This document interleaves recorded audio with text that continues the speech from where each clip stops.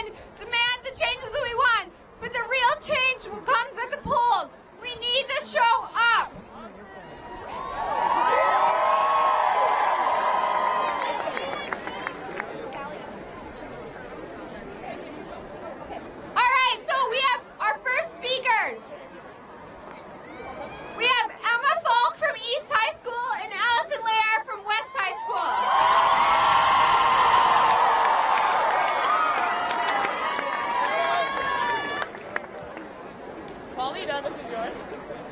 We got a lot of speeches in here.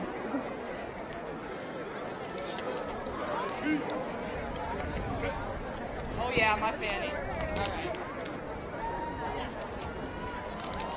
How are you guys? Yeah? Where's Allie? My name's Emma Falk, and this is Allison Layer. And I'm from East High School, she's from West High School. And I want to first thank you guys all for coming because this is amazing. This basically came together within 3 weeks, so we're super proud of all of you guys. On December 14th, 2012, I was in 7th grade, walking to science class, when a friend of mine told me there was a school shooting. 28 dead. Little kids, 5- and 6-year-olds, and some of their teachers. I was only 12 at the time, but I've never felt more terrified. The next day I came to school, and there were room numbers on the outside of every classroom window, and paper covering every door. Later, I realized that we used outside work in case there was an attack, so no one could see into the classrooms to tell if there were children inside. Code red drills became a regular occurrence, and security guards began to show up everywhere. Fast forward to 1 month ago today. I was in southern Georgia with my mother when I got the news. We were helping out at the Southern Poverty Law Center to try to get legal representation for immigrants who are in a detention facility. Maybe it was the fact that I spent my whole day in a detention center with people who faced a hopeless situation, but when the CNN notification popped up on my phone, I felt utterly defeated. That night, I laid in my hotel bed and cried.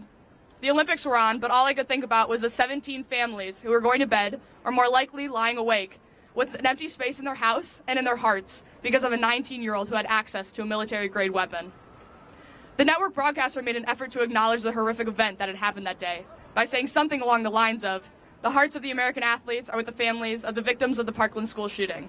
But just as the Olympics keep going, so must we." That's when I turned the TV off. We can't just keep going when kids are dying in largely preventable mass shootings. We can't just accept where we are as a society because these events seem distant to us. Because the truth is, children are not safe in their government-regulated school buildings. Why is this becoming so normal? How is this becoming so normal? I texted some of my friends angrily, trying to understand what was happening. I turned to Instagram, trying to distract myself while simultaneously trying to learn everything I could about what happened. That's when I saw Allison Layer's handle come up, with the caption at the bottom saying, "Action needs to happen, and I don't know how to do it, so if someone wants to help be a grassroots leader, talk to me." I instantly commented back, "Let's do it." The next day, I flew back from Georgia, and Allison and I met for coffee. We reached out to these amazing leaders from the 4 schools that you see here today, and together, we got to work.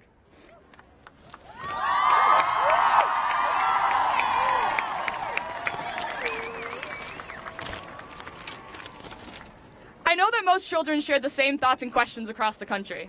This isn't what this country is. This isn't who we are. This isn't who we want to be. So why isn't anyone doing anything about it? Why is it up to the children to fight for our lives? And why aren't the adults protecting us like they should be?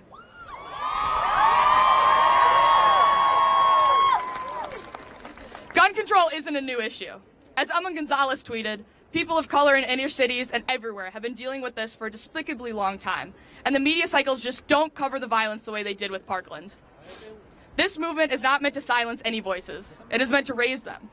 I cannot tell you that I am an expert on this issue. I cannot tell you that I knew what a bump stock was 3 weeks ago. But I can tell you, truthfully, especially after working with the organizers of this event, that there is hope for a better future. I can tell you that I trust my brothers and sisters of this generation to help fix the problems that we inherited. Let's start by making our voices heard today and at the polls.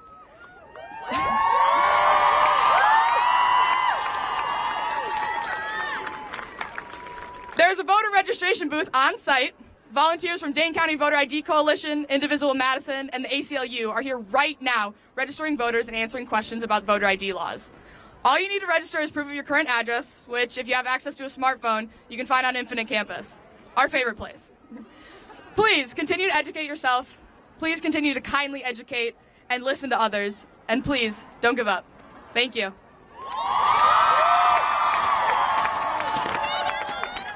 And now, my friend and my co-organizer, Allison Layer. Thank you. All right, so when you heard about the Parkland shooting, how many of your first thoughts were, just another school shooting, America has a problem, that really sucks? Those poor families, yeah. Brushing it off, deleting the notification, or turning off the TV. Then, resorting to posting your frustration on social media. Those are my original thoughts and actions, until I spent hours on Facebook watching broadcasts, news coverage, and live footage from inside one of the classrooms. In this video, I saw students hiding under their desks as I heard the deafening gunshots coming from an AR-15. Okay. How did I let myself brush off the actions of a murderer walking into a school, shooting bullets into textbooks, walls, and doors, shooting at teachers and students who consider this to be a place of learning, a place where they should only be concerned about the amount of homework they will come home with and not the amount of bullets they will hide from? For too long, we have become desensitized to school shootings. We justify the videos that show our students screaming for their lives, wailing over the sounds of gunfire by thinking that will never happen in my city. We deny this as a problem in America. We fail to recognize that the U.S. has 16 times the gun homicide rate in Germany and 6 times that of Canada, proving that we are living in a bubble, denying the problem at hand.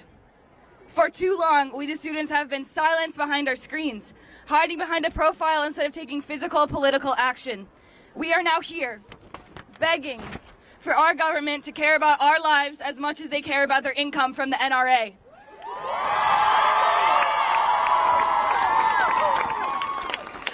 For too long, we have become complacent to the cycle, forgetting the lives that have been lost, watching as senators send their thoughts and prayers, seeing no change in policies, and waiting for it to happen again. Today is that day where the cycle breaks. I challenge you to change your mindset. Recognize the unconscious mentality we've all come to accept. Treat each victim as your family. Continue to stand up for what you believe in and stop solely posting rants online. Join us as we plan the movement every month until we see Wisconsin representatives take action. It is up to us to be the change. Thank you.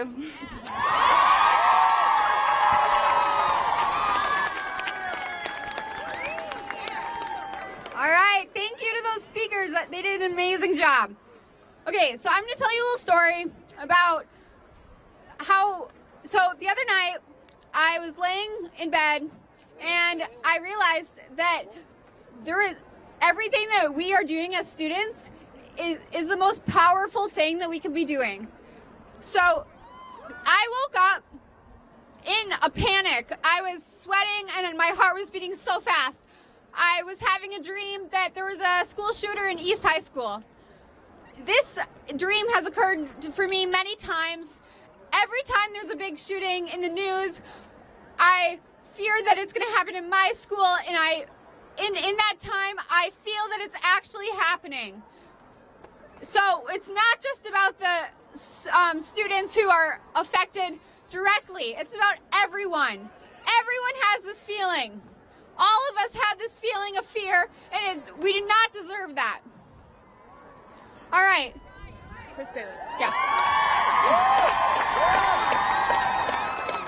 All right, so our next speaker is Chris Taylor.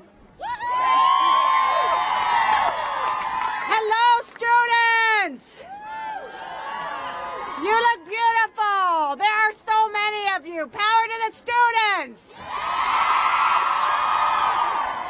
My name is Chris Taylor, and I get to represent many of you in the state legislature.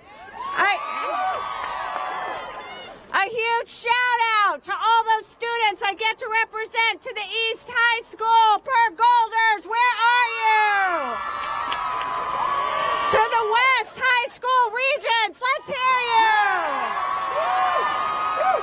To the O'Keefe Middle School Tigers, right here in the front.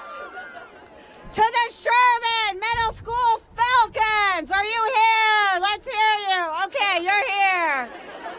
And the Hamilton Middle School Hawks, where are you? The Wright Middle School Panthers. And where are those UW Badgers? Now, a huge shout out to every person who helped organize today, whether it was the walkout, this rally, the march. Raise your hand. Let's give them a huge thank you. Thank you. You all deserve to be safe in your schools. You all deserve to be safe at the movies or safe in the mall, wherever you are. This epidemic of gun violence has to stop. Enough is enough. It stops today. Today we do remember the Marjorie Stoneman Douglas massacre. Today we remember what happened in Connecticut, what happened at Sandy Hook. But we also remember and grieve for the 7 kids who are killed every single day by gun violence in this country. We are here today for them too, to remember them, to tell them we will not forget and we will never give up. We can't save those young people who lost their lives. We can't mend the heartbreak of their friends and their families, but we can save the kids here today, and we can save the kids sitting in their classroom today. And that's what we must do, and that's what we must commit to doing today. I had some students yesterday who came to visit me in the Capitol. Nell Pollock and Misa Naputi-Wernz from Hamilton Middle School. They came to tell me they don't feel safe in their classrooms. They came to tell me we must act now. But they also said that they don't feel sometimes their voices are as important as adults. And I told them, your voices are more important because this issue impacts your lives. This issue impacts your future. You all, we have bills in this Capitol we've been trying to pass for years. Background checks, got bump stock bans, bans on semi-automatic weapons, and some of our colleagues have stopped it at every step of the way because they're in the death grip of the NRA rather than standing with the people. Today we demand, stand with the people rather than in the death grip of the NRA.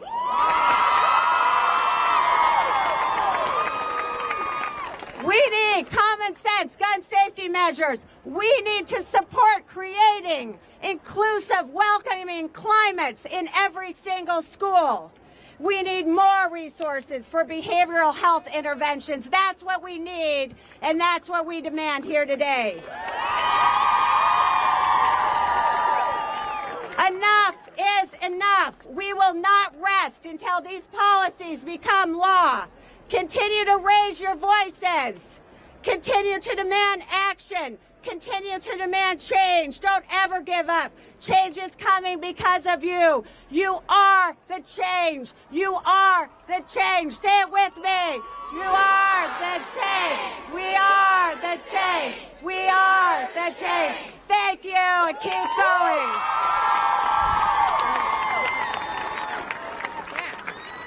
All right, please welcome Melissa Sargent. Hello, everyone. My name is Melissa Sargent, and I am a state representative here in the Capitol building. I need you to know that because of you, change is happening. Your voices are being heard. I have unfortunately heard from so many students across the city of Madison that they are afraid that their voices are not being heard. But I can assure you that the movement here in Madison and those all across our great country are being led by students just like you who are linking arms and saying it is not okay that we have grown up in a generation of school shootings. It is not okay, and enough is enough. Our lives are worth more. You are powerful. You are causing this change to happen in a way that my colleagues and I in the state capitol building have not been able to. And it is because of every single one of you who is working together. You are fabulous and you are powerful, and you are the sea of change that is going to travel around our country. Something unique is happening here.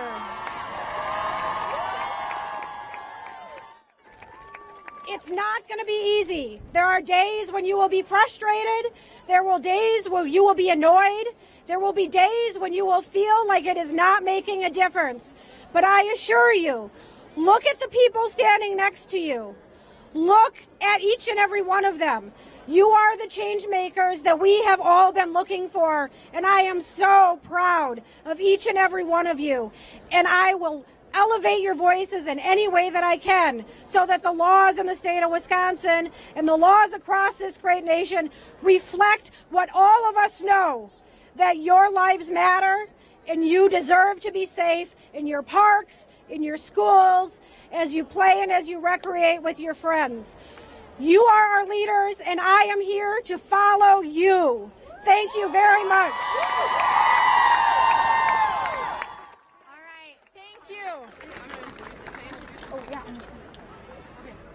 So those legislators are in this Capitol building. They represent us, and they are here.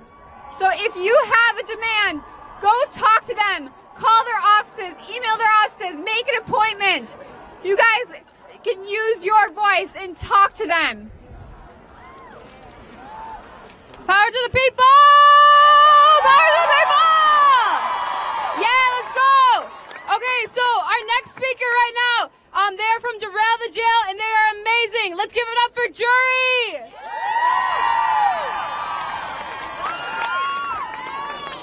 Hello, everybody. My name is Jury, and I am a youth organizer from Freedom, Inc.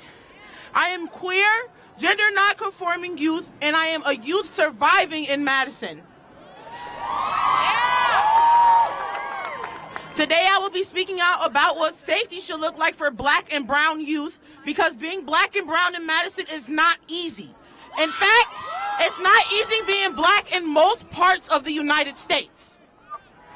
When talking about gun violence and gun control, we have to talk about the impact it has on black bodies. I want to be able to walk in my community without being seen as someone who is suspicious because of the clothes I wear or told that I am too loud. I want to be able to walk in my community without being harassed by people who are afraid of me because of my skin color. I want to walk in my neighborhood without being stopped by police. I want to see more black youth outside, but even playing at the park will get a black child beaten, harassed, and even in some cases shot and gunned down by police. On February 26th of 2012, Trayvon Martin was followed, chased, tackled, and shot by not an officer but George Zimmerman, a man who was allowed to carry a gun. Zimmerman claimed to be scared and killed a black teenager. March 6th of 2015, someone I can still call my brother, Tony Robinson, who was an unarmed black teen from Madison, was shot by Officer Matt Kinney in his home. Kinney claimed that Tony attacked him when forensics say that it's not possible due to locations of the shots. I am afraid because the police are in our schools now, and when we get afraid of us, they'll shoot us too. Having no cops in school is a form of gun control. The police have proven that they cannot be trusted with and without guns, so why should we have cops in our schools? So today, I want us not only to talk about gun control, but also why cops are in our school. That is what the Freedom Youth Squad at Freedom Inc. is doing. As youth of color, we need to know that our safety is a priority. This is why we are demanding that cops should be taken out of school and demand that schools invest the money for cops to be used towards youth of color and make sure that we are provided with necessary supplies, food, support, and resources that we need to thrive. And that all families and students have control over school discipline and safety. Come join us Sunday from 5 p.m. to 8 p.m. at Festival Fields Community Room. Freedom Rink in DL to Jail is hosting a student organization event called Expel Cops from Our Schools. Come learn and share stories about cops in schools and fight for our school safety without destroying lives of black and brown youth. And remember, you can't talk about gun control without talking about the impact it has on black and brown bodies. Thank you. All power to the people!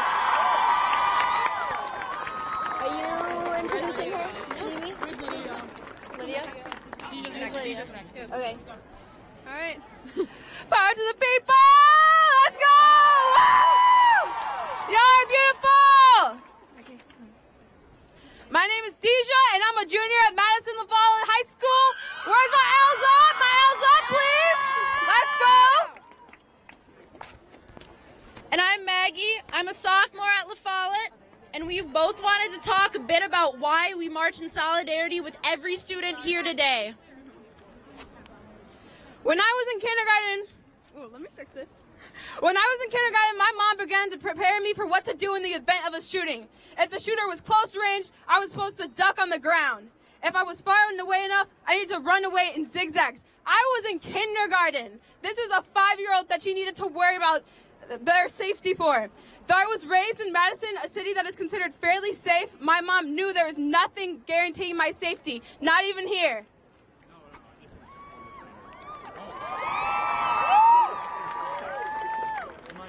Just a couple of weeks ago, at LaFollette, a sophomore brought a gun into school. He was in there for 3 whole minutes before anything happened. That's 3 minutes he could have shot someone. Even though we know this person and he wouldn't have, that doesn't mean nothing could have happened. The point is, he is 16 and he could get a gun and no one stopped him. And he could come into a school and no one stopped him. We cannot live with this happening.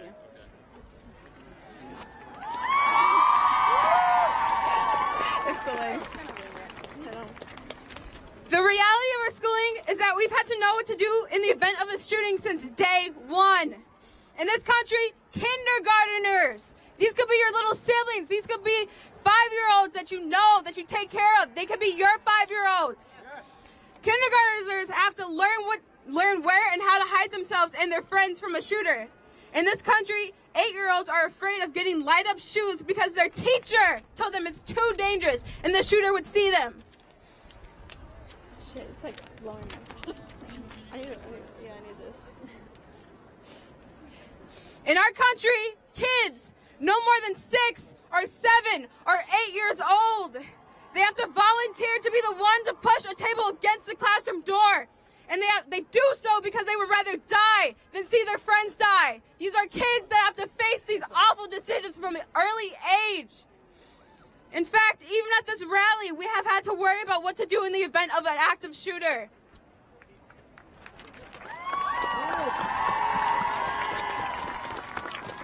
We are the only country in the developed world that faces these issues on such a wide scale. we are the only country in the developed world where kids have to figure out what to do when facing almost certain death. We are the only country in the world and the developed country where going outside to a public place could get you killed. We have had over 400 mass shootings in the last year in which 642 people died. That is 642 valuable lives that were lost. People with hopes and dreams and families and futures. And what did our government do? Nothing. What did our government do? Nothing. We sent out 642 thoughts and prayers.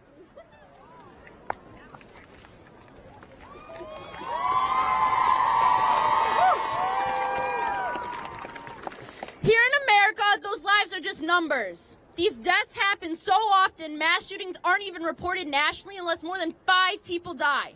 5 people have to die for it to be news. When any other country has mass shootings, policies changed to help the problem, to fix it. But in this country, they want us to remain numb. When we see 17 teenagers die at Parkland, when we see 20 children die at Sandy Hook, the politicians do nothing. Only a sociopath would not see that there's something extremely flawed in the system.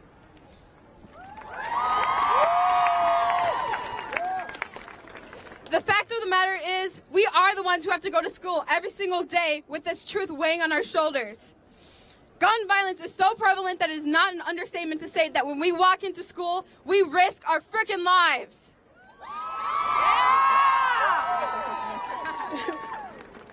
Some opposed to this rally have been asking what we kids could possibly know about politics.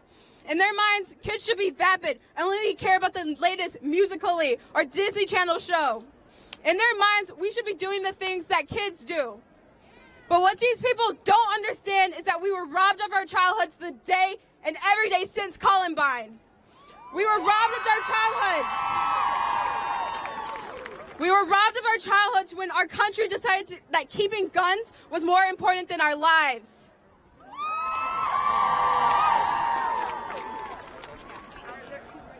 As such, we'll have to be the ones to make the change. We'll have to be the adults we wish we could see standing up here fighting for us.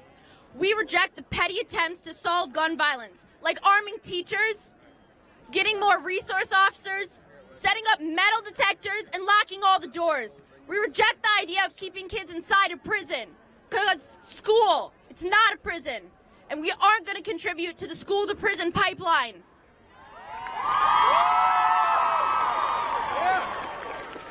What we want is to feel safe in our own school, to feel safe in public spaces, to feel safe out here. But we can't now. We want common sense gun laws that keep everyone safe, and to keep firearms out of the hands of those who only want to hurt us. We want to cut the bullshit red tape, and above all else, we want no one else to die from gun violence. We're saying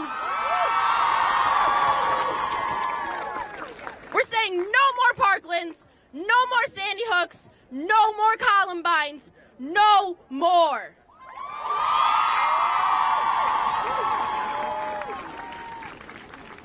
We also want everyone to acknowledge that gun violence disproportionately affects people of color, and they are often put on the back burner in movements like this. Yes! Statistics show that black people are killed at almost twice the rate of their white counterparts due to gun violence. Their deaths are just as meaningful as their white counterparts. Their deaths are just as meaningful. And we will work to ensure that their voices are heard as we implement change.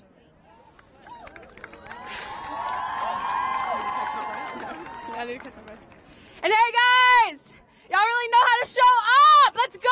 Give us a hand. Let's go. By a show of hands, how many of you guys will be 18 by next November?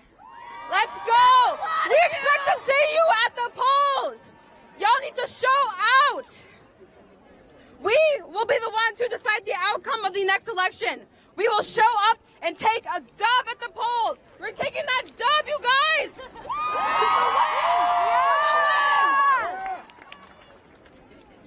Regardless of age, and for the folks who will not be able to vote yet, we will not stay silent. Regardless of age, we are demanding with every ounce of our being for gun reform. We are taking a stance against senseless gun violence and proving to the world that we are the change.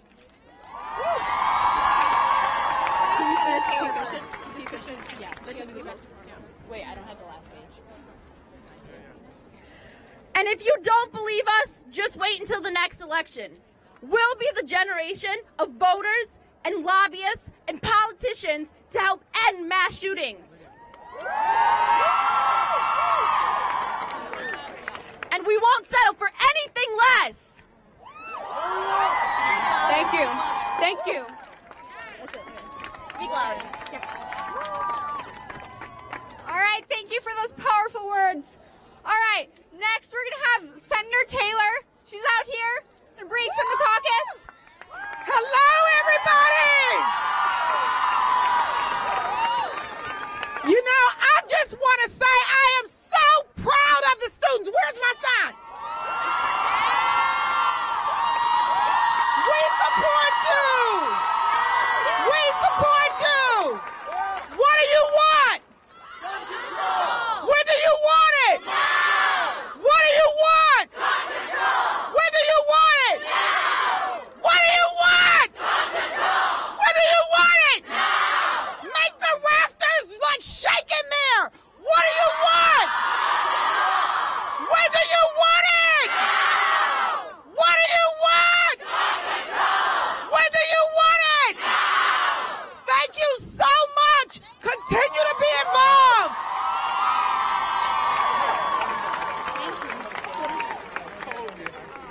All right. So this issue affects everyone in a school building every single day. So we have many student speakers out here. But we also want to acknowledge how this affects the teachers. So we have a public school teacher, Tracy Warnicki, who's going to give some words from O'Keefe. Good afternoon! My name is Tracy Ham-Warnicki, and I've been a proud public school teacher for 21 years.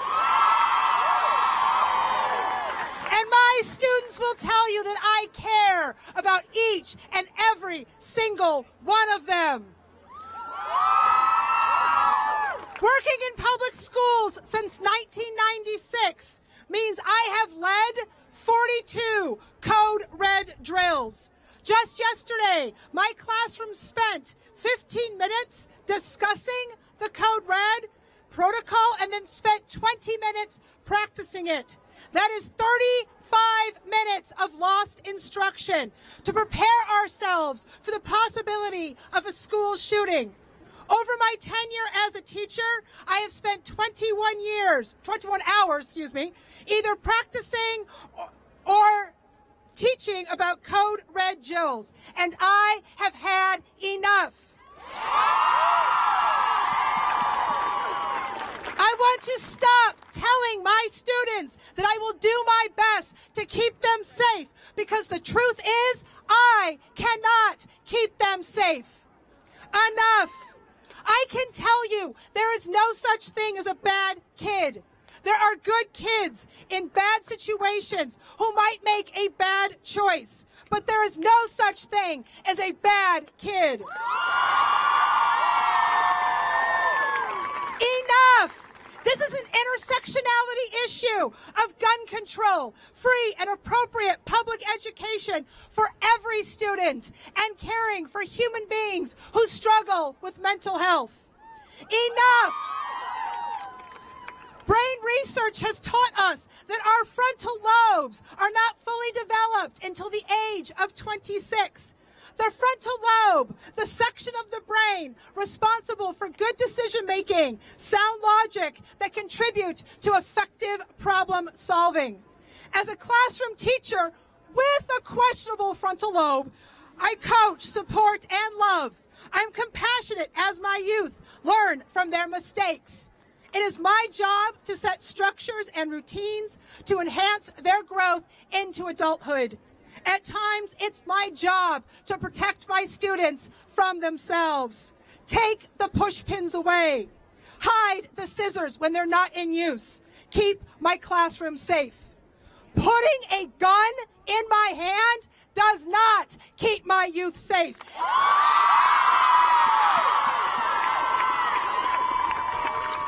Having me carry a concealed weapon designed to kill one of my students is ludicrous and should not be up for discussion.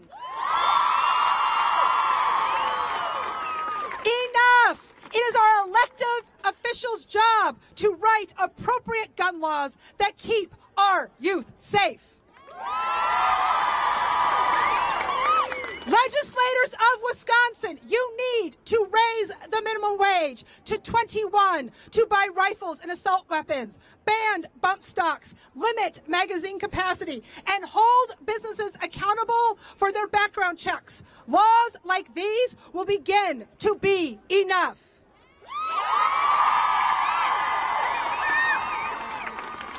Responsibility also falls onto our school districts to build a continuum ed of services for every student to be successful and to receive a free and appropriate public education. Our system is currently a one-size-fits-all system. Students are not one-size-fits-all. Students are human beings.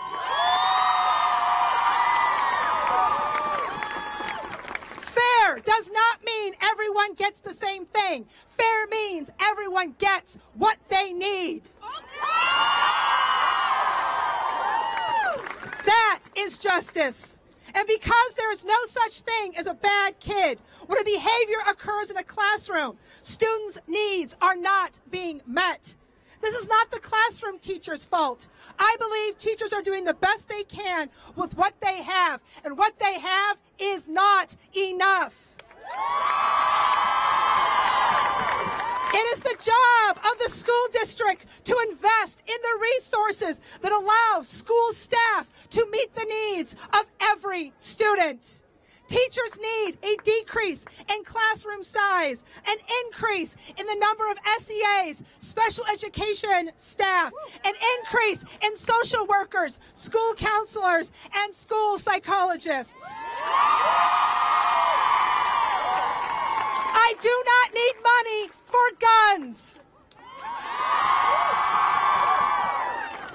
Communities, we should not shun those who do not fit society's norms. We need to wrap our arms around them. The more we push people away, the more they will take drastic measures to be seen. This work begins in our schools. But the number one thing that needs to happen is we need to care about each other, listen to each other, be understanding and compassionate to each other's journey. Do not be afraid of the youth. Listen to the youth.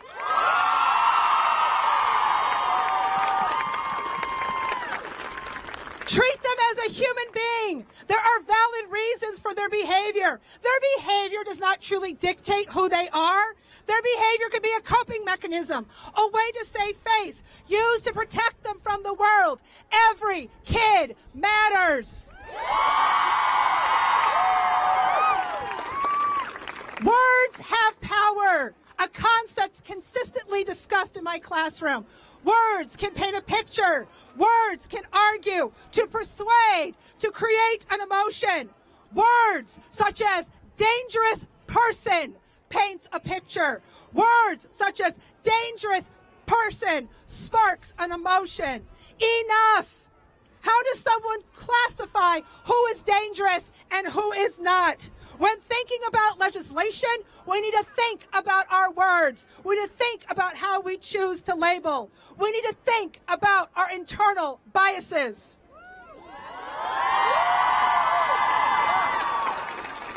To the government officials representing us, some of the youth standing here today are voting in November. Dear 45, anyone born before 2002 is voting in 2020. Youth are passionate, youth are intelligent, and they are watching you. the choices you are making, the voice rings in their ears. Take it from me. There is power in the youth, and they will exercise their rights in November and 2020 because they know that is their civic duty. Do not underestimate the power of a pissed-off teenager. Pissed-off teenagers form rallies. They march. They will be heard. They have no trouble expressing their opinions. But that is not enough. Adults, we need to listen to the youth. To the students here today, I'm extremely proud of each and every one of you. As I tell my students, your voice matters. You can be the change you want to see. Use your powers for good. Go out and take action. And you did that today. As John Lewis says, you caused good trouble here today. And don't let anyone tell you that you do not matter. Your voice matters. You matter. You are enough. Thank you.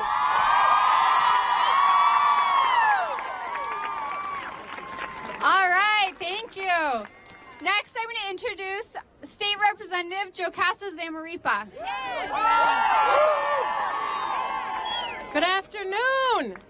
Thank you for coming to your house. I'm State Representative Casas Amorita. Keep coming back to your house. In the 1920s, we marched for women. And in the 60s, we marched for civil rights.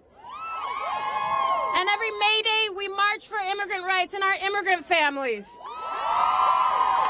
We march when we see injustice. We march when we know that there's a problem. We march when we know we can and must do better. And that's why we're marching today. That's why you marched today. We're marching for the 17 people who are murdered with a gun in Parkland, Florida. And we're marching for the 96 people who are shot and killed every day. And the 250 people who are shot and survive every day. For the nearly 3,000 people who've been shot and killed since Parkland. And the more than 7,000 who've been shot and survived. We're marching for the victims of gun violence today. And the survivors of gun violence. Everyone who's lost a friend, a colleague, a loved one due to gun violence. We're here today, you're here today, marching for them, for you, and for us.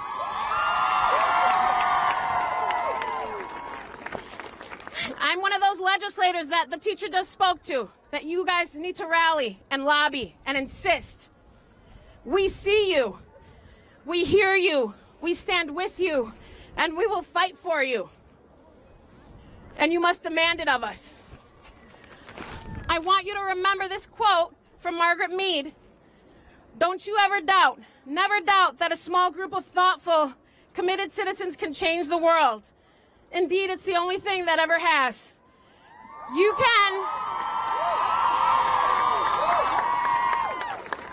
can, all of you can and will change the world. What you are doing matters. You matter. Thank you for being here. Thank you from the bottom of my heart. All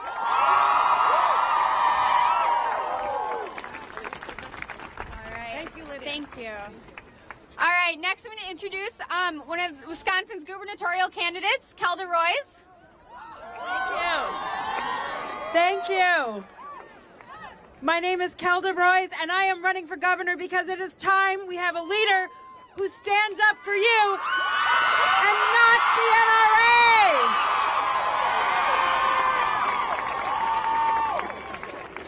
I am so energized and I am so enthused by the beautiful voices and faces here today. And I think even if Scott Walker ran away from this building so he wouldn't have to look at you, he is going to hear from you in November.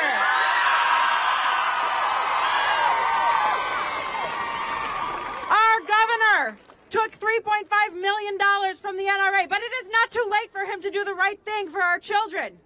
I am here not because I'm running for governor, but because I'm a mother and a stepmother. And my husband Dan and I are here for our children.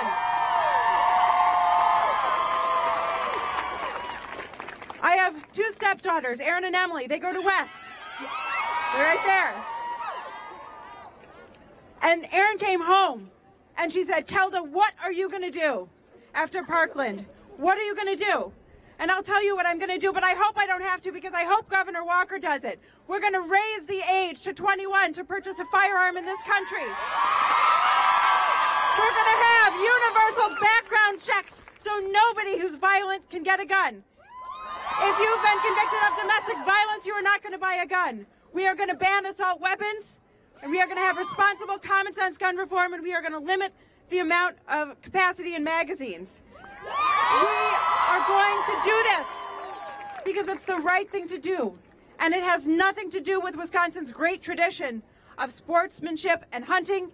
That is separate. There is no hunter in the state who thinks that kids should fear for their lives when they go to school. We have to stop believing the lies that the gun manufacturers lobby is trying to sell us. And we have an opportunity.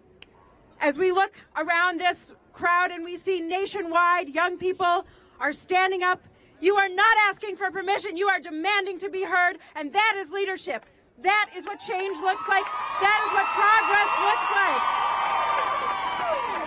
I am so proud to be here as a parent in support of my kids. I thank you all for being here. Together, we are going to be heard. We are going to make a difference. And if we don't do it today, we are going to do it in November. Thank you very, very much. All right, next I'm going to introduce local community activist Ali Muldrow.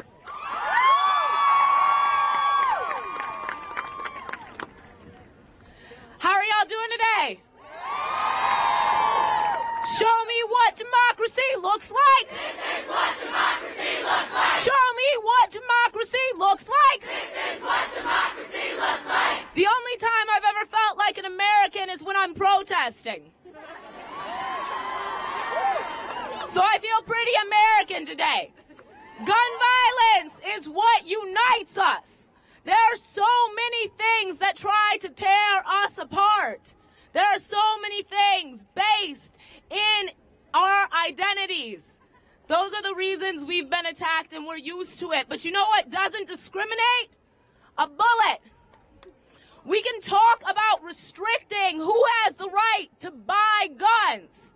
We can also talk about restricting the people who manufacture guns. One of the most irresponsible things we do is treat gun violence like it's a natural disaster. Treat gun violence like a fire. This is not a drill, y'all. When I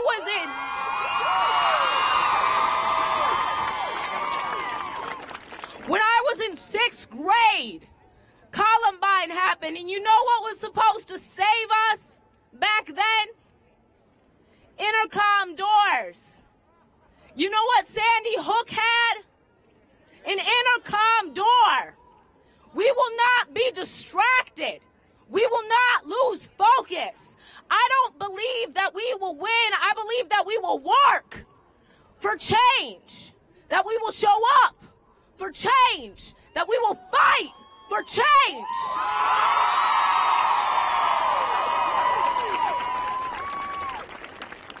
We will not be turned around.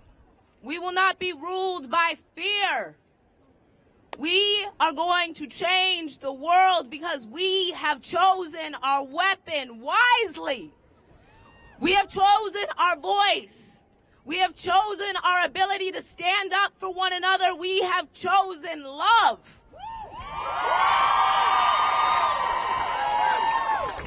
On the day before Martin Luther King died, Martin Luther King said, "It is not a choice between violence and non-violence." No, my friends, it is a choice between non-violence and non-existence.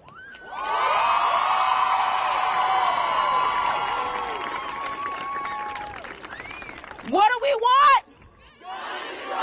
When do we want it? Now! Thank you all so much.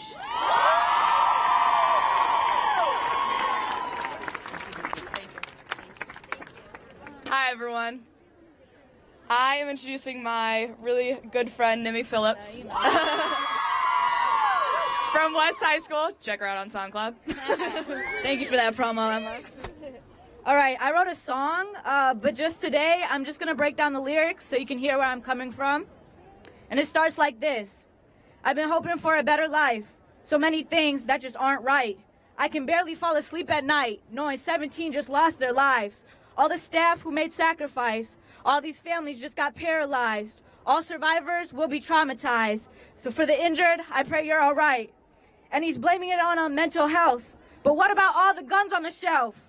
How could he shoot up if he couldn't shoot? Trump, wake the hell up. This axis is foolish. All your speeches to me just prove that you're clueless. Right now, I don't care if he's ill, because all I hear is excuses. Mental illness or not, you allowed him to do this because it starts with the law, so what made you approve this? Congress, please, you need to review this. Man, we need gun control, or else this is useless. You think this much damage would occur with a knife? A few could get hurt, but never lose their lives. Man, I'm praying for a better life. But I need you all to stand up and rise, because this country has dehumanized, yet the problem is still legalized. And I hope that you realize change will never be applied if we don't speak up and fight. Man, do it for the kids who lost their lives. I can still see the pain in Florida's eyes. Trump, what if your own daughter died? There would be no compromise. Don't even try to lie.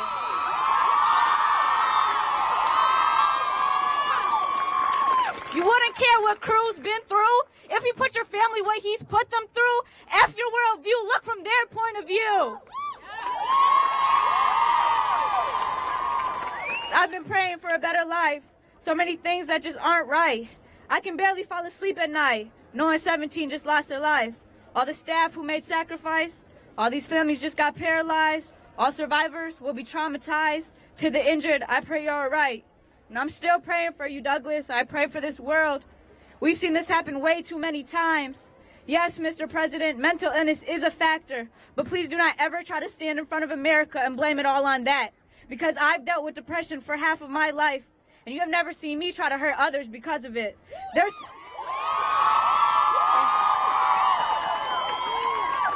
kids out here who don't have mothers and or fathers, and I've lost mine, one of mine when I was 12. Many people on a day-to-day struggle to make just enough money to afford the basic needs. We have humans being rejected because of who they truly are, kids who cannot exceed educationally because of their financial instability. Not everyone gets health insurance, not even close to where that needs to be. Women still getting underpaid. Racism has never gone away. Everyone has their own problems that they have to face. So many neglected and raped, families that don't even feel safe in this country because of their race. And you want to blame it on this boy's past? Wake up, America. We all go through our own struggles, and there's no excuse but the fact that the pain is able to go out and buy a gun. We don't need your apologies. We need you to change the policies. So I need you politicians to stop ruling these mass murders as slip-ups within one mental state.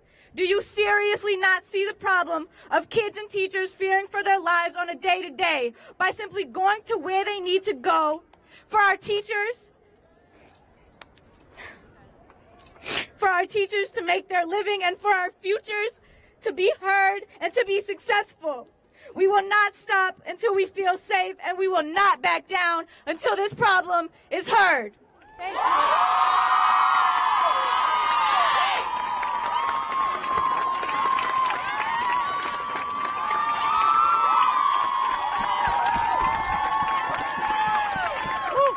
All right, that was amazing. Thank you, Nimmy. All right, the next speaker drove 4 hours from all the way up north in Eagle River, Wisconsin. All right, here's Annalise Callahan. Thank you. 12 o'clock a.m., January 1st, 2018. The new year, arriving full of opportunity and new beginnings. 12:02 a.m. in Huntsville, Alabama. 4 people become the victims of active shooters across from their local special events center. Shift at 12:02 a.m. in the time zone of Anchorage, Alaska, and the state's largest city would witness its first gun-related homicide of 2018 with the death of a 39-year-old man. In Long Branch, New Jersey, the authorities arrive at the scene where a teen fatally shot 3 family members and a family acquaintance with a semi-automatic rifle. Between the hours of 11 o'clock p.m. and 2 o'clock a.m., more than 6 individuals became the victims of guns in the city of Detroit. In the first 24 hours of 2018, 2 men were killed while 8 wounded in the city of Chicago. Later in the morning, the shooting and hospitalization of a 32-year-old would be reported in Milwaukee. The first week of 2018 would see 4 more mass shootings, ranging from Arkansas to Florida, while the remaining weeks of January would count an additional 18. Fast forward to February 14th, and our nation would witness the tragic events of Marjory Stoneman Douglas High School, the most deadly shooting since the 2012 massacre at Sandy Hook. Now I'd like to rewind. It is 1791 and our Bill of Rights has been ratified. It is 1791 and our United States Constitution excludes African Americans, women, non-property holders, and many other categories of Americans from being bestowed with the same rights that our forefathers once granted our nation. And for nearly 230 years since that moment, our nation's history has unfolded. And the rights that once only included a small and privileged group have gradually grown to include more and more of our population. Our nation has greatly changed from what it was a quarter millennium ago. And consequently, the concept of liberty must be adapted from what it was in a world where the most advanced weapon was a musket, which would take 20 seconds to load and fire.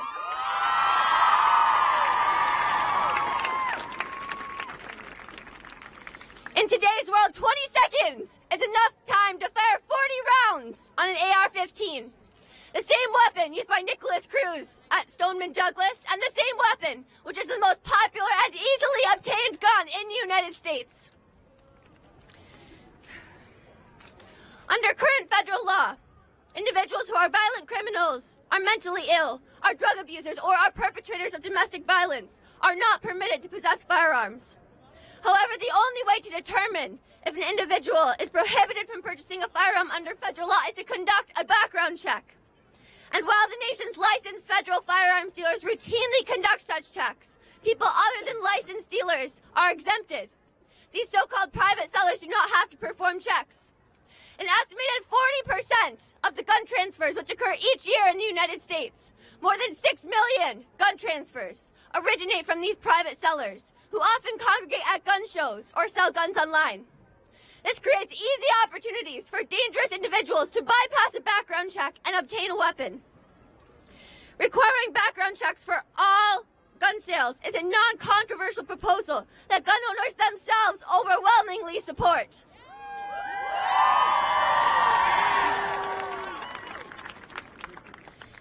Addressing gun violence in every sense has become an issue centered not on humanitarian concern, but partisanship. As it was put by Stephen Henderson, editor of the Detroit Free Press, if we required that every gun manufactured be fired and its signature ballistics recorded in a national database, how on earth would that implicate law-abiding citizens' abilities to exercise their rights? Even better, what if we restricted the kinds of weapons that could be sold? What if we limited weapon types and magazine sizes? All of it, none of it would harm the rights of legal gun owners, and all of it would help protect the rights of those who are slaughtered by people wielding guns that are too easily available, too easily distributed, too easily lost, sold, bought, and even funneled into menacing hands every day.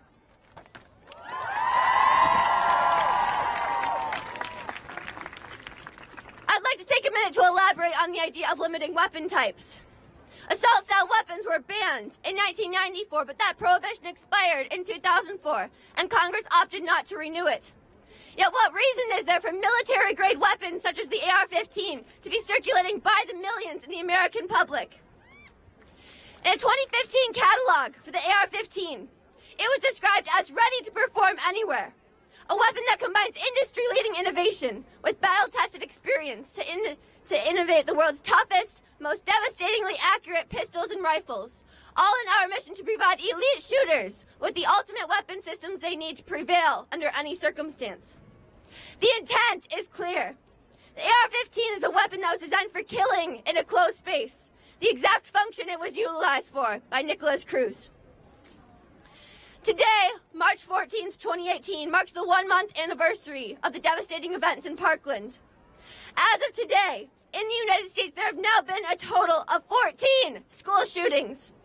On average, there has been at least one school shooting per week in the year of 2018. As of today, there have been 45 mass shootings, 4,723 gun violence-related injuries, and a total of 2,777 gun violence-inflicted deaths. 33 of those deaths have occurred in Wisconsin. Although mileage may isolate us from the tragedy of Stoneman Douglas, the nationwide epidemic of gun violence does not burden the responsibility of installing change only on those directly affected. It is the humanitarian duty of us here today to ensure that this time there is change, that it is real, and that it is tangible.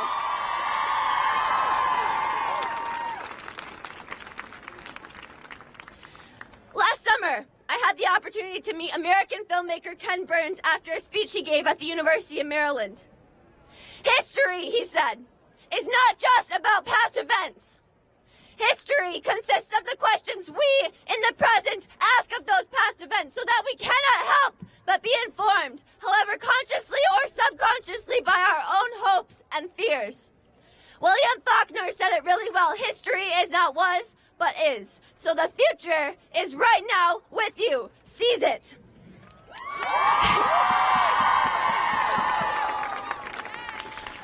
I believe that now is the time to act on his words.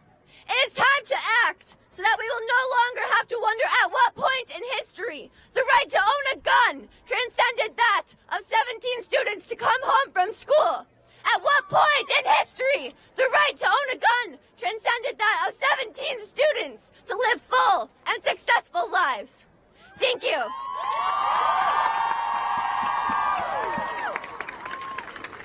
All right, we only have a few more speakers, so bear with us, you guys. I'm going to introduce my fellow organizer and friend, Paulina Baker. Hi guys, I'm Paulina. I go to La Follette High School and I'm a junior. Yeah. As soon as I was able to form an opinion on things like gun policies, I did. And arguments I hear about these topics way too often are, it's the people, not the guns, or guns don't kill people, people kill people. These are arguments that I agree completely with.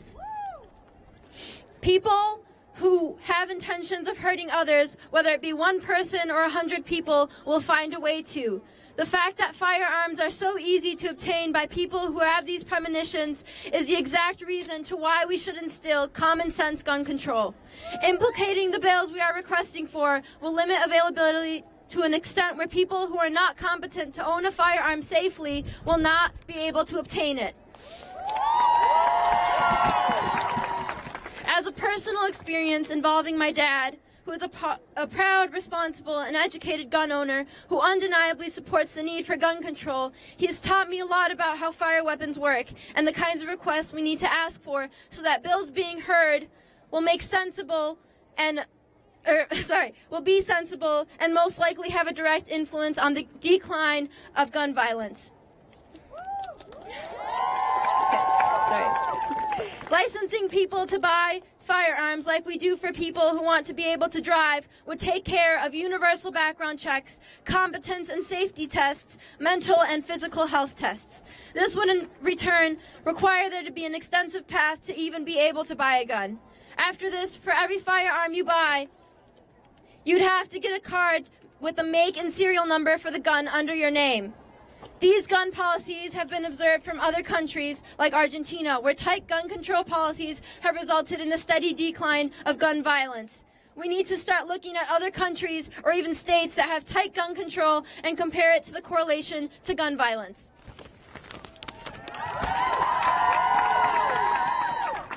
In addition, I want to speak about the matter that we're all here for. Yes, mass school shootings are a problem in our society, and sadly it has taken this to inspire many youth to finally take action. But that is not the only problem with gun violence in the United States. Gun violence has been a part of American culture for a very long time, and it is sensible to see why. It's the failure to impose gun control laws as gun technology began to progress. Gun violence has swept low-income and/or minority neighborhoods for decades, but because of the trend in our lawmakers, the problem has been ignored within our society since until recently it has not majorly affected the white Americans and their children. In terms of race and ethnicity, according to the Luston School of Public Affairs, it is said that 77% of white gun deaths in the U.S. are suicides, while 19% are homicides. The figures are nearly opposite for African Americans, for which only 14% are suicides. African American males in the 20 to 29 age group have the highest risk, 89 per 100,000 people, in terms of the firearm homicide rate, which is comparable with Honduras. In cities where areas are divided socioeconomically, there has been a presence of guns and violence occurred. This correlates to Black and Latino communities in populous cities like Chicago, where areas are condensed with minority groups. I also want to mention what the lax gun restrictions in place in Wisconsin now have allowed people who have domestic violence records to easily obtain guns. Things like gun shows and private sellers are allowed to trade and sell firearms without even having to do a background check or officially record the trading of the weapon. We need necessary universal background checks as well as documenting the selling and/or trading of firearms. The difference between the countries who have a low gun homicide rate and the United States is that they have progressed as a society by making gun control laws. On April 28, 1996, in Tasmania, Australia, the worst mass shooting in their history happened. Within months, the country implemented new licensing requirements, a 28-day waiting period, and a firearm registry. Since then, there has not been another mass shooting. I think that the biggest reason why we haven't taken major action to prevent mass shootings is a belief that it is our inherent right to bear arms, the U.S. being one of only 3 countries in the world that has it as a right. Maybe it is our culture. The thought of gun ownership is seen more as an entitlement rather than to a privilege that has to be upheld, which is why so many people are opposed to reform. But we all have had enough. The time to make a difference and progress as a united people is now. Thank you.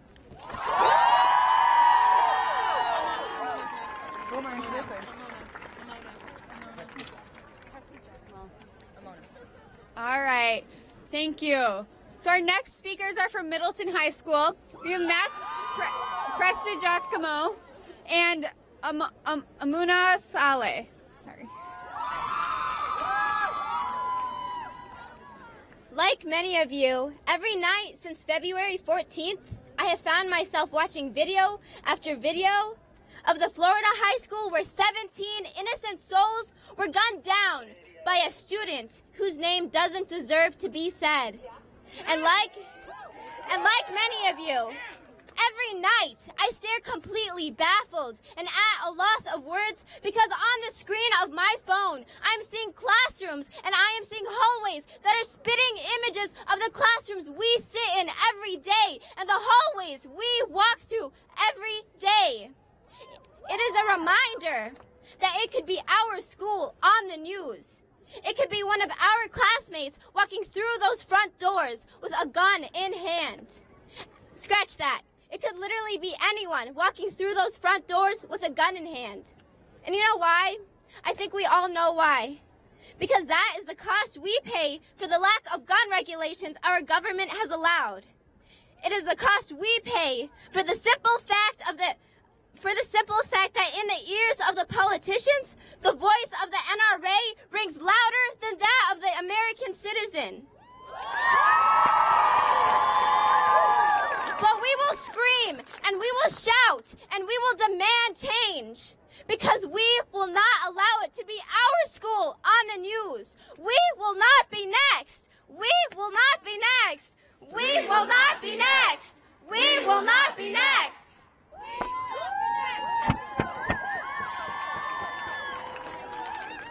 We are here today because there are individuals in that very building that have proven to us their inability to keep us safe.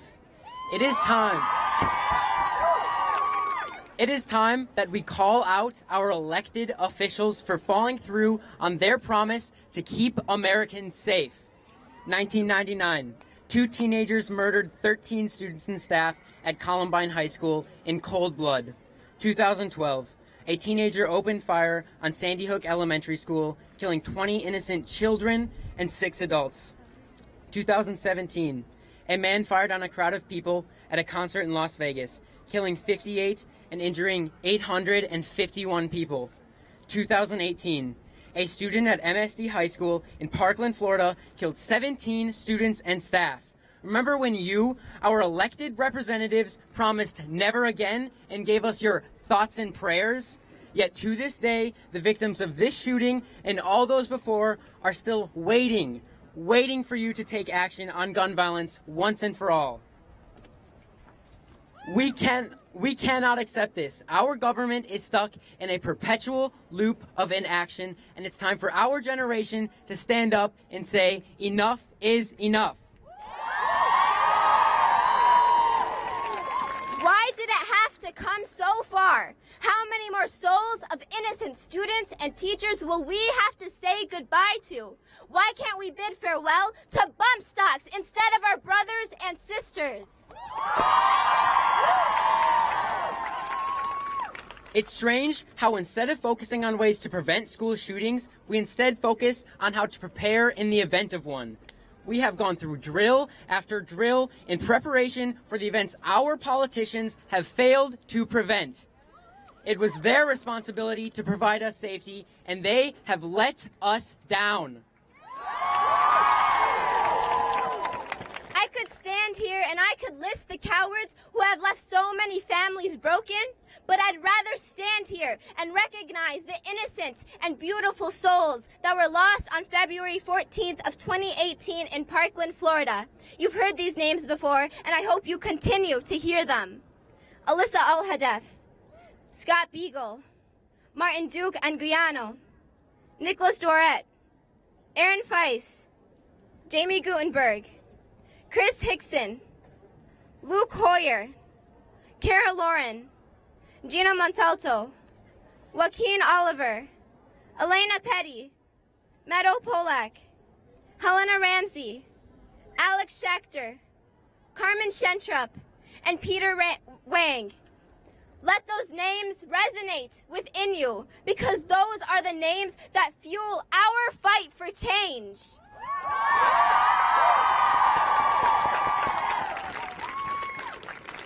It is easy for politicians and adults to dismiss us for not understanding complex political issues, but they should talk to the 3,000 students at MSD High School who ran for their lives from a student with an AR-15.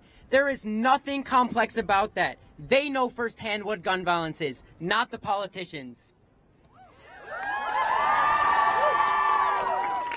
No longer can our politicians use the excuse that the young don't understand.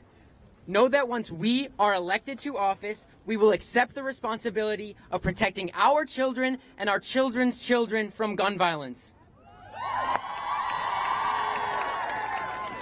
In my lifetime, there have been 31 school shootings at a rate 19.5 times higher than that of all other developed countries.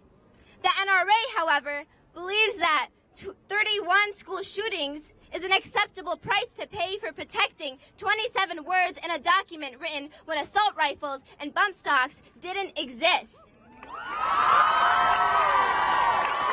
Human lives should never be an acceptable price to pay for anything. We are frustrated and we are afraid for our lives. We've grown up side by side with gun violence, and those in Washington have proven to us they cannot keep us safe. So let us scream, and let us shout, and let us demand the change we want to see. Together, we stand here in solidarity with those who have lost their lives at the hands of mass murderers. Today, We are here today so that we will not be next. Thank you. Thank you.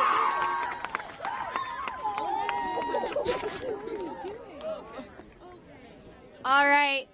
And I really want to thank you guys all for being out here. And we have a few more amazing speakers. So if you can just hang on for a little bit longer. 2 more amazing speakers. All right. We have, what is it? And then, okay, we have Kate Hauk King and Chloe Baumbach. No, you're going first. Hello, my name is Chloe Baumbach, and I am a senior at Memorial High School. I am from a white, middle-class family, and I am privileged enough to have never experienced gun violence or its repercussions firsthand. Although I have never experienced the resulting violence, I have been around guns my entire life. For as long as I can remember, I have been told that guns are dangerous and should never be touched unless I am in the company of a trained adult. For all the 17 years of my life, my father has been a police officer and occasional hunter, keeping guns that ranged from pistols to hunting rifles to semi-automatic police weapons. Until the past decade, where school shootings have become increasingly more prominent, along with various escalated cases of police brutality, I never saw guns as the enemy, just the people who harnessed them. Recently, that mindset has changed, for guns are the issue. Just 2 years ago, my father took me to the shooting range to learn how to shoot a pistol in case I was ever in a position where I needed to protect myself, and let me tell you, that tiny thing had a lot of power in and behind it. It's terrifying knowing how strong a pistol can be, and then seeing people walk into schools with military-grade weapons, releasing several rounds per second onto unsuspecting students, just hoping to make it home without too much homework at the end of the day. At 17, I should not have to watch my brothers walk out of the house wondering whether they will make it home or not. Knowing that untrained professionals can get their hands on these weapons is sickening. These guns are military grade and should only be harnessed by military personnel or highly trained officers for SWAT situations. No person should get to walk around holding somebody's life in their hands. The time has come to put an end to the madness. It has been far too long that guns have been forgiven for the destruction that follows in their path. It's time to wake up and do something. Go out and vote, call your local representative, educate yourselves and others. But stop pretending it'll go away if we ignore it. Our lives are worth more than that. Thank you.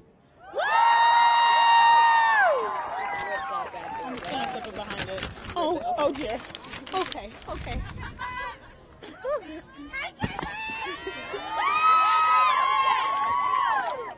Hello, my name is Caitlin Hauk King, and I'm a senior at Memorial High School. I'm also an 18-year-old African-American adopted into a white middle-class world. I grew up sheltered from the world of gun violence until middle school, and when my cousin was gunned down on the streets of Chicago. He was exactly how old I am now. My eyes were immediately opened. I was stunned to learn that I had no clue. I had no clue that high schoolers, kids just like me, could walk around armed and ready to shoot at any moment. I was even more stunned to learn about the flawed series of steps it took to acquire a gun. Seeing the effects it had on my family made me realize that something needed to be done. So that is why I am here today. I am here for the parents, scared to send their children anywhere because anyone could walk in and end their child's lives. I am here for the siblings, hugging each other extra tight because any school day could start with the ring of a bell and end with the bang of a gun. I am here for my fellow students because we need to feel safe in our place of education. Finally, I am here for the lawmakers, to show them that something needs to change. Kids are dying. We are dying. How many more before we get your attention? How many more before our voices will be heard? The numbers are climbing, and I soon fear there will be no more voices to hear. We need change now. So please, adults, start voting. Youth, start speaking. Never stop fighting for change. Thank you.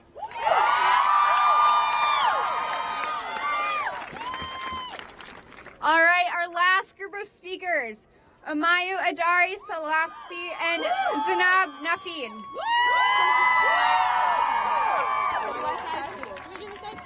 Hey, what's up, guys? Oh my god, y'all made it through like 20 speeches. I compete in forensics. I can barely make it through 3. Like, honestly, I can't. So, my name is Zainab Nafid. I'm a senior and I go to West High School. And my name is Amayu Idari Selassie. I also go to West High School. Right, so I'm one of the organizers here at West High School, and I'm going to be honest here. As someone whose parents fled the Middle East due to the instability and the violence of the government, gun control is probably one of the only reasons why I'm even here. And as someone whose family fled Milwaukee for the fear of instability and increasing gun violence in my surrounding neighborhoods, this is one of the reasons why I'm here. See, now although we come from different backgrounds, we face the same unique problem together.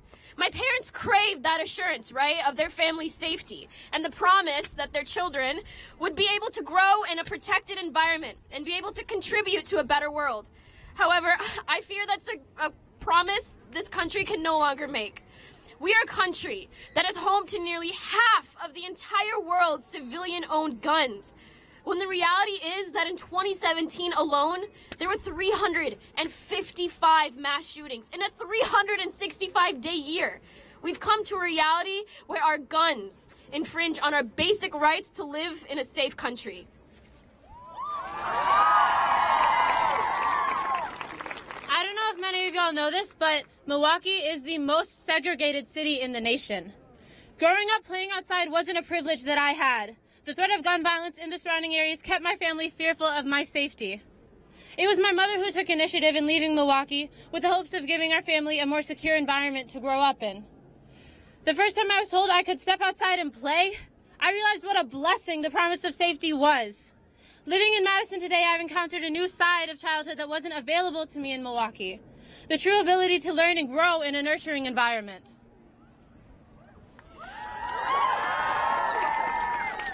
We must stop and realize the severity of the status quo. When will we stop sending prayers and start taking action? When will this American nightmare turn into the American dream that the children of immigrants, such as myself, believed in and was promised to the citizens that reside in this nation? The time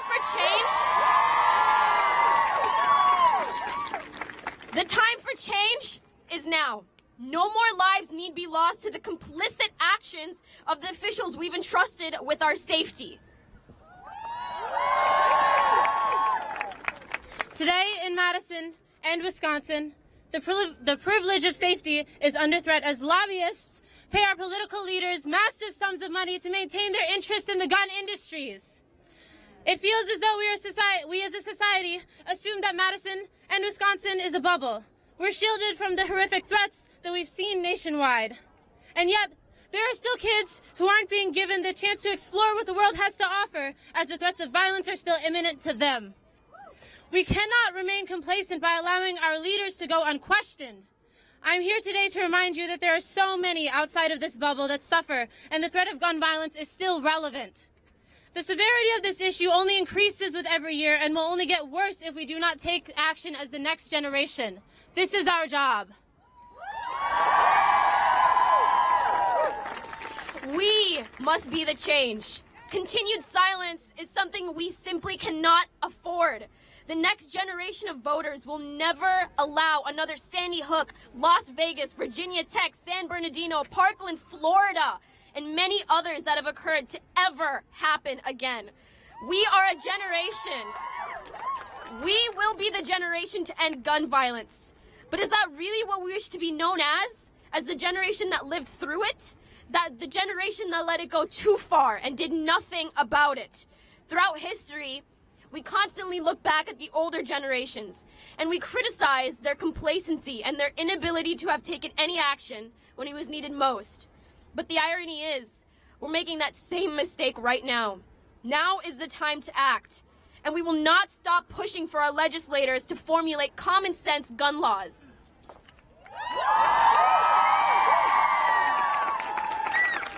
This is why we are here today. For that reason, we are here making our voices heard.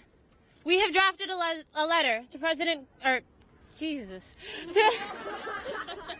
have drafted a letter to Governor Scott Walker. We have drafted a letter. Is it on? It's done. I can talk to you guys. So,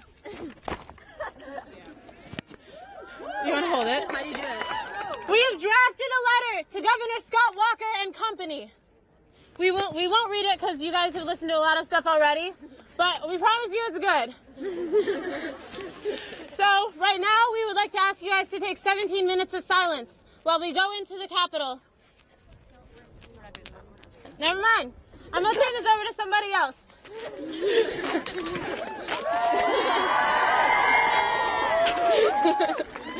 Thank you guys all for being out here today. We made a huge impact with this many students coming out. So after this, 11 of us are going to go deliver the letter to Scott Walker. And then, if everyone Want me to go? Yes. I'm back, y'all. Okay. So what we're going to do is we have a letter drafted, and we are going to bring it into the office, and whoever is representing Governor Walker today is who we will present it to. We've compiled a list of signatures throughout the march and throughout you guys listening to these speeches, and those are the voices that we will represent today.